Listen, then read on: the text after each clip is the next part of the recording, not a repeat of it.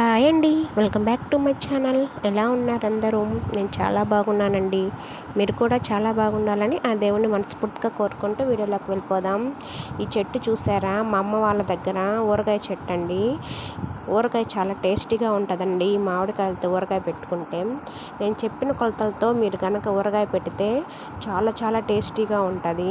మామిడికాయలు అయితే కోసేసుకొని అయితే బాగా వాష్ చేసుకొని అయితే పక్కన పెట్టేసుకోవాలి.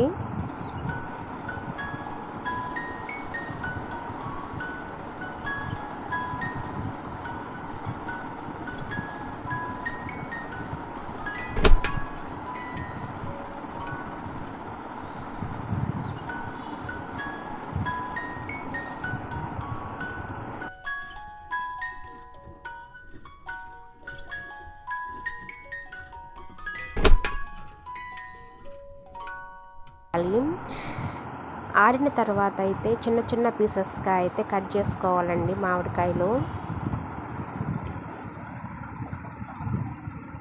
ఈ విధంగా అయితే కట్ చేసుకోవాలి. అన్నీ ఈ విధంగా కట్ చేసుకున్న తర్వాత కొలత ప్రకారంగా ఒక గిన్నె తీసుకొని 6 గిన్నెల ముక్కలు తీసుకుంటే ఒక గిన్నె ఉప్పు తీసుకోవాలండి.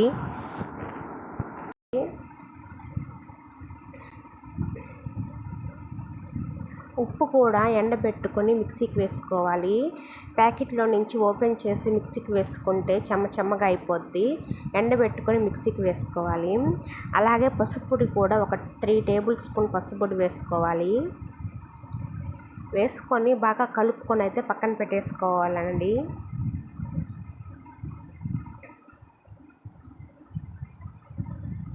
నెక్స్ట్ డే అయితే ఆవాలు అయితే ఎండబెట్టుకోవాలండి. ఆవాలు వేయించకూడదు, పచ్చివే వేయాలి. మెంతులు అయితే వేయించుకోవాలండి.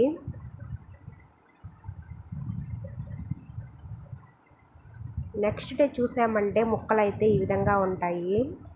ఈ ఆవాలు మెంతుల పొడి అయితే మిక్సీ పట్టేసుకోవాలి. మనము ముక్కలు కొలుచుకున్నాము కదండి, ఆ గిన్నెతో కొలత ప్రకారంగా ఒక గిన్నె మిరప్పొడి వేసుకోవాలి. ఒక గిన్నె ఉప్పు వేసుకున్నాము కదండి, అలాగే మిరప్పొడి కూడా వేసుకోవాలి. అదే గిన్నెతో మెంతుల పొడి, ఆవాల పొడి కూడా వేసుకోవాలండి. ఈ పొడి ఆప్షనల్ అండి. ఎక్కువ ఊట కావాలనుకుంటే గిన్నె నిండా వేసుకోవచ్చు, తక్కువ కావాలనుకుంటే అరగిన్నె అయినా వేసుకోవచ్చు. ఈ కొలతలతో కనుక మీరు ట్రై చేస్తే చాలా టేస్టీగా ఉంటుంది.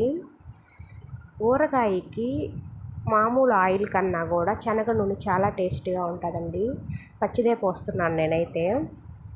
మీరు వేడి చేసైనా చల్లార్చిన తర్వాత పోసుకోవాలి. ఈ విధంగా ఆయిల్ వేసుకున్న తర్వాత అయితే గెంటితో అయితే కలిపెట్టుకోవాలండి. ఈ విధంగా అయితే కలిపెట్టుకోవాలి. అడుగంతా కలిసే విధంగా కలిపెట్టుకోవాలండి. 1 డే అయితే పక్కన పెట్టేసుకోవాలండి. ఆవపిండి అంతా మొక్కలకి పట్టాలి కదండి. 1 డే తర్వాత అయితే ఒకసారి కలిపెట్టుకొని బాక్సుల్లో అయితే తీసి పక్కన పెట్టేసుకోవాలి. 1 ఇయర్ అంతా ఉంటుందండి ఊరగాయ. ఈ విధంగా అయితే మీరు ట్రై చేయండి, చాలా టేస్టీగా ఉంటుంది. కొలతలు మాత్రం మర్చిపోకండి. ఈ కొలతలతో కనుక మీరు ట్రై చేస్తే చాలా చాలా టేస్టీగా ఉంటుంది. చూసారా ఎర్రగా ఎంత బాగొచ్చిందో ఊరగాయ. ఈ వీడియో కనుక మీకు నచ్చితే ప్లీజ్ లైక్, షేర్, సబ్స్క్రైబ్ చేసుకోండి. మీ ఫ్యామిలీ అండ్ రిలేటివ్కి షేర్ చేయండి.